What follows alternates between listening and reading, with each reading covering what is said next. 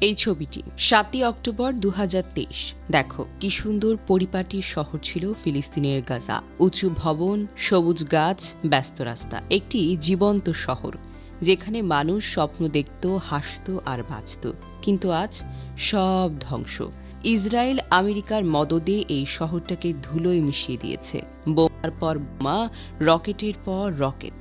গাজা এখন লাশের স্তূপ আর ধ্বংসস্তূপের এক কবরস্থান। কিন্তু আরবের দেশগুলো কোথায়? গাজার পাশেই তো সৌদি আরব, মিশর, জর্দান, কাতার, কুয়েত। এত শক্তিশালী মুসলিম দেশ, তাদের সামরিক বাহিনী, তেলের সম্পদ, টাকার পাহাড় সবই আছে। কিন্তু কি করছে তারা? নাচে গানে মত্ত। আমেরিকার কাছে তেল বিক্রি করে ডলার কামাচ্ছে, প্রাসাদে বসে কফি খাচ্ছে। সেই তেল দিয়ে ইসরায়েলের যুদ্ধ বিমান চলে, গাজায় বোমা ফেলে। সৌদি আরব ২০২৩ সালে আমেরিকার কাছে $১৩০ বিলিয়ন তেল বিক্রি করছে। তুরস্কের এরদোয়ান জ্বালানি পাঠায় ইসরায়েলে। মিশরের সিসি রাফা বন্ধ করে গাজাকে কারাগার বানিয়েছে। কাতার আল জাজিরার চোখের পানি দেখায়, কিন্তু অস্ত্র দেখায় না। জর্দান আর কুয়েত নীরব দর্শক।